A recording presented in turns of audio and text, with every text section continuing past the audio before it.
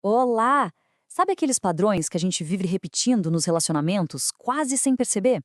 Hoje, a gente vai mergulhar numa reflexão bem pessoal, quase como se fosse uma olhada no futuro, sabe? Sobre como é que se reconhece esses ciclos e, o mais importante, como se encontra a coragem para finalmente quebrar eles. É uma jornada para dentro de si que começa com uma ficha caindo, uma constatação bem poderosa. E tá aí, essa frase é o resumo daquele momento. Aquele estalo em que a gente percebe não dá mais. Algo precisa mudar. E não é mais uma escolha, sabe? É uma necessidade. O custo emocional de continuar amando daquele jeito simplesmente ficou insustentável. É daqui, desse ponto de dor, que começa toda a virada de chave que a gente vai acompanhar.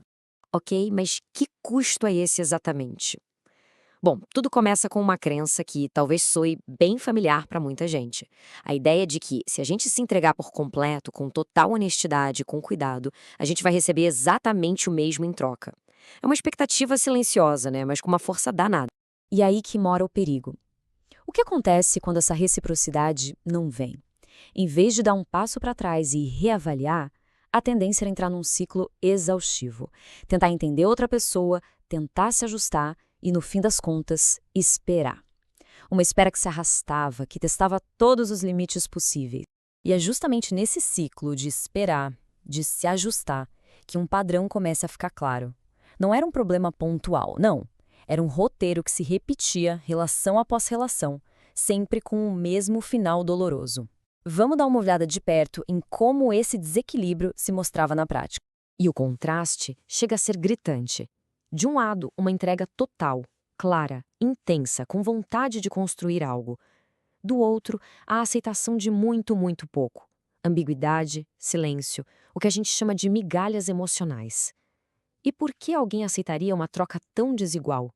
Simples, pelo medo. O medo de perder qualquer fiapo de conexão que existisse, por mais frágil que fosse. É impressionante como a nossa mente consegue distorcer conceitos nobres só para justificar o que não é saudável. Dá uma olhada nisso.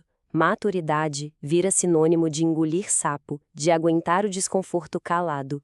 Empatia se transforma em autoabandono, em se anular pelo outro. E o amor? Ah, o amor passa a ser medido pela capacidade de aguentar, de resistir à dor. É uma armadilha muito sutil, mas extremamente poderosa. E qual o resultado disso tudo? Uma exaustão mental completa. Aquela busca sem fim por decifrar silêncios, por analisar o tom de voz, por medir o tempo de resposta de uma mensagem, uma tentativa de encontrar lógica onde não existia. E o pior é que no final a conclusão era quase sempre a mesma.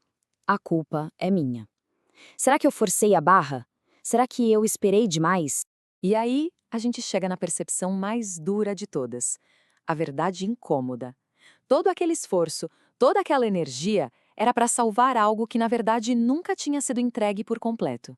Isso explica tudo, né? A intensidade da aproximação e depois a confusão do afastamento repentino. Era uma luta por uma miragem. E é exatamente aqui que o jogo vira. Acontece uma mudança de perspectiva, quase um terremoto interno. O foco para de ser a outra pessoa e pela primeira vez se volta para dentro. Por tanto tempo, toda a energia era canalizada para fora para tentar entender o outro. Mas por que essa pessoa age desse jeito? Era uma tentativa de montar um quebra-cabeça que não tinha como resolver porque as peças mais importantes não estavam na nossa mão. E então, a pergunta muda. É uma troca simples de palavras, mas que, nossa, muda tudo. Sai o porquê o outro faz isso e entra o porquê eu aceito isso. Uma pergunta que dói, que vai lá no fundo, mas que carrega a sementinha da libertação. E essa nova pergunta trouxe uma resposta difícil de engolir. A admissão de que existia uma busca por validação em relações que já nasciam instáveis. Uma confusão perigosa entre intensidade emocional e profundidade de verdade. Uma tentativa de provar o próprio valor para quem, no fundo, não estava realmente disposto a enxergar. Mas claro, essa consciência não podia ficar só na teoria. Ela precisava virar um plano de ação, uma mudança prática, intencional na maneira de se relacionar. E aqui estão os passos práticos dessa nova postura.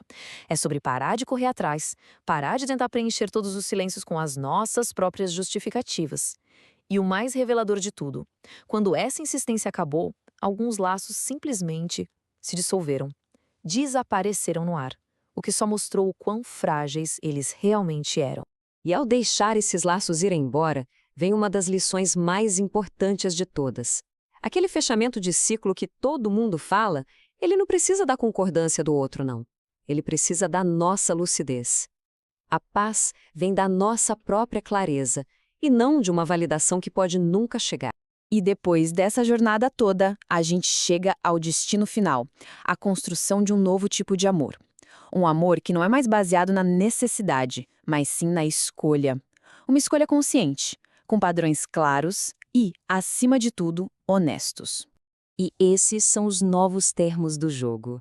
Chega de ter que decifrar se existe afeto, chega de joguinhos emocionais. A busca agora é por clareza, por uma parceria madura onde o objetivo não é provar quem está certo, mas sim resolver as coisas, juntos. E é importante deixar isso bem claro. A meta aqui nunca foi a perfeição, porque, convenhamos, isso nem existe.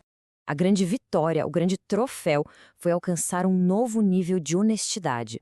A honestidade consigo mesmo sobre o que se precisa, sobre o que se quer e sobre o que se merece. E aqui a gente fecha com a grande conclusão dessa jornada. O amor que tanto se busca lá fora, na verdade, começa aqui dentro.